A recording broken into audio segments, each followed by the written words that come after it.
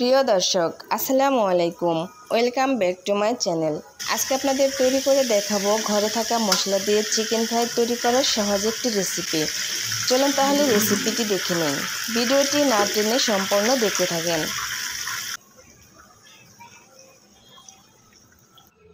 এখানে নিয়েছি আমি 8 পিস ব্রয়লার মুরগির মাংস।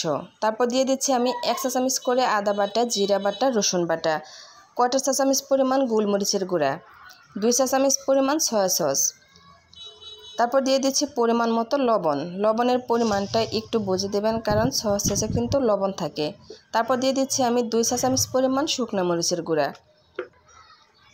এখন আমি সব কিছু হাত দিয়ে ভালোভাবে মেখে নেব। ম্যারিনেটটা একটু সময় নিয়ে ধৈর্য সহকারে ভালোভাবে করবেন, এতে করে মশলাগুলো ভালোভাবে মুরগির মাংসের ভিতরে প্রবেশ করবে। ভালোভাবে যখন ম্যারিনেট করা হয়ে যাবে তখন আমি এটা রেস্টে রেখে দেব 2 ঘন্টার জন্য। একটা প্লেটে নিয়ে নিচ্ছি আমি 2 কাপ পরিমাণ আটা। আটার পরিবর্তে আপনারা ময়দা ব্যবহার করতে পারবেন। তারপর দিয়ে দিচ্ছি আমি হাফ কাপ পরিমাণ কর্নফ্লাওয়ার, পরিমাণ মতো লবণ, আর দিয়ে দিচ্ছি আমি 1.5 চা চামচ পরিমাণ শুকনো মরিচের গুঁড়া। আপনারা যে যেমন ঝাল খাবেন মরিচের পরিমাণটা সেভাবেই দিয়ে নেবেন। তারপর আমি সব কিছু ভালোভাবে মিক্সড করে নেব। এখন 2 ঘন্টা পর আমি মুরগির মাংসগুলো কোট করে নেব। প্রথমে আমি আটার মধ্যে মাংসগুলো কোট করে তারপর আমি পানির মধ্যে 10 সেকেন্ডের মতো ডুবিয়ে উঠিয়ে নেব। একটু হাত দিয়ে চেপে চেপে আটার মধ্যে মাংসগুলো কোট করে নেবেন। একটু লক্ষ্য করলে বুঝতে পারবেন আমি কিভাবে কোট করে নিচ্ছি।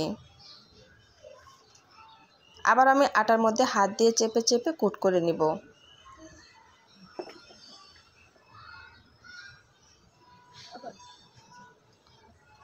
কোট করা হয়ে গেলে অতিরিক্ত আটাগুলো আমি ঝেড়ে ফেলে তারপর আবারও পানির মধ্যে 10 সেকেন্ডের মতো রেখে আটা দিয়ে কোট করে নেব। আমি 2 বার কোট করে নিয়েছি, আপনারা চাইলে আরও বেশি করেও কোট করে নিতে পারেন।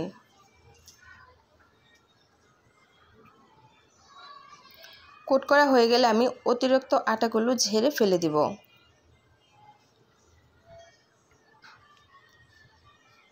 একইভাবে আমি সবগুলো মুরগির পিসে আমি কোট করে নেব। এখন আমি চলে যাব চুলায়। ফ্রাই প্যানে আমি পর্যাপ্ত পরিমাণ তেল ভালোভাবে গরম করে নিয়েছি। তারপর আমি মুরগির পিসগুলো দিয়ে মিডিয়াম হাই হিটে ভেজে নেব।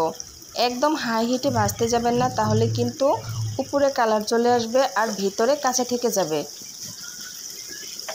5 থেকে 6 মিনিট পর আমি মুরগির পিসগুলো উল্টিয়ে দিব।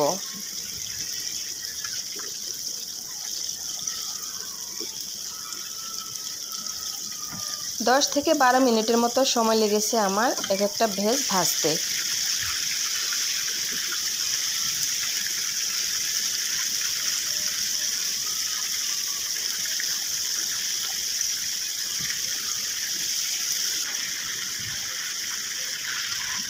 যখন এরকম সুন্দর লাল লাল কালার হয়ে যাবে তখন আমি এগুলো তেল ঝরিয়ে উঠিয়ে নেব।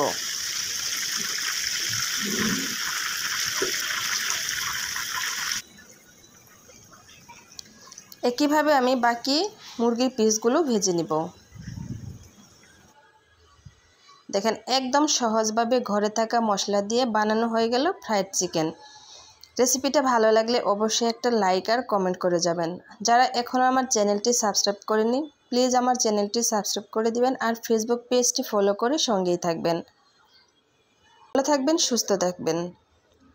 আজকের মতো এখানেই বিদায় নিচ্ছি। আল্লাহ হাফেজ।